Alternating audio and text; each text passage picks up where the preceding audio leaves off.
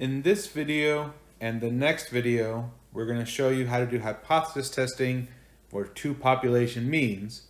That is, you have two different population averages and you're trying to compare those two values. Say one of them is larger than the other one, or just say that they are different.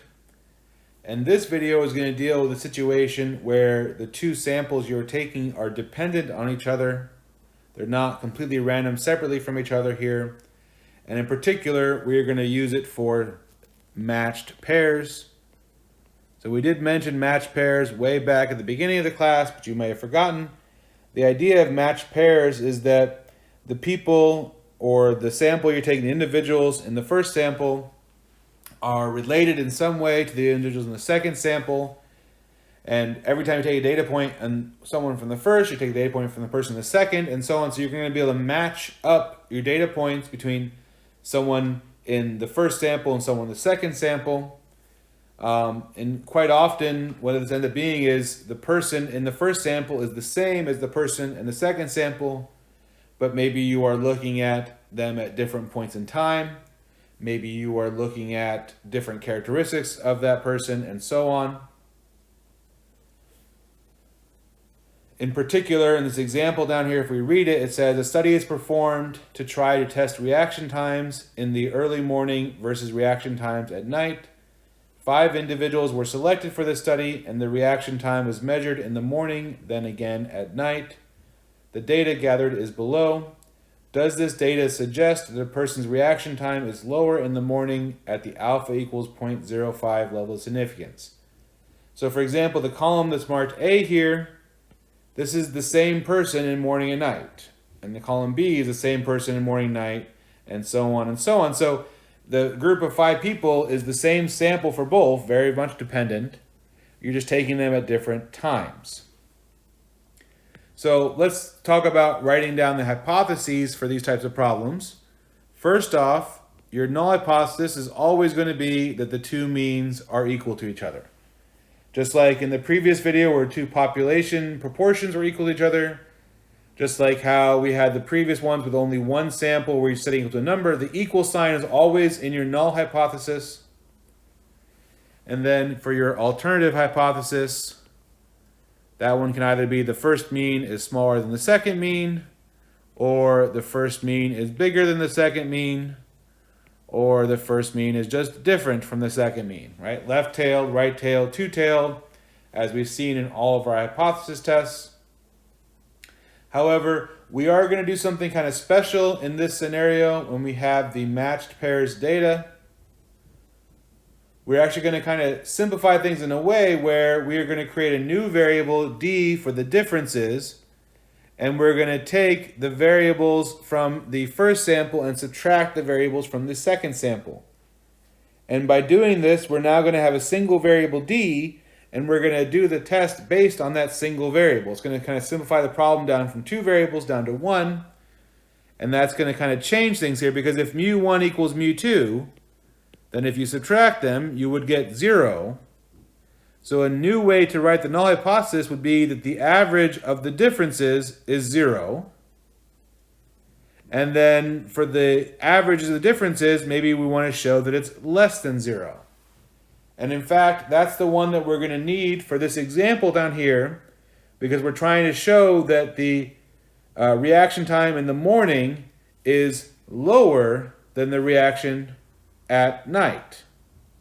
So the first one we want it to be smaller than, and so when you subtract that, you get something that's negative here.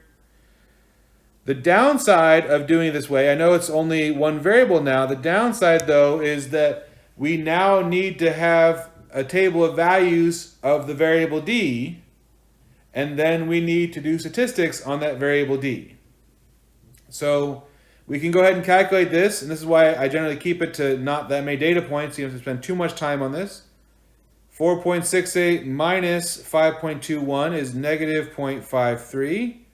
6.13 minus 6.52 is negative 0.39. 5.34 minus 5.29 is positive 0.05. 4.26 minus 4.87 is a negative 0.61. And 6.01 minus 6.46 is a negative 0.45. So this gives us our different values of the differences here. And we're going to use those to calculate our p-value to make our conclusion for this hypothesis test.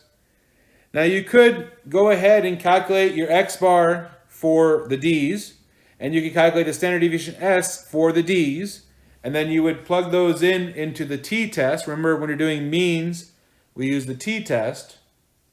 However, what we can actually do here is we can just take those, put them into a list in our calculator, and then use the data mode for the hypothesis test. So let me show you how that's going to work here. So I'll pull up the calculator. First thing I want to do is I want to put the data into a list. So we hit Stat, Edit, and my first number, negative 0.53, then negative 0.39, then positive 0.05, then negative 0.61, then negative 0.45. So I put in my 5 data points for the differences. Then I hit Stat.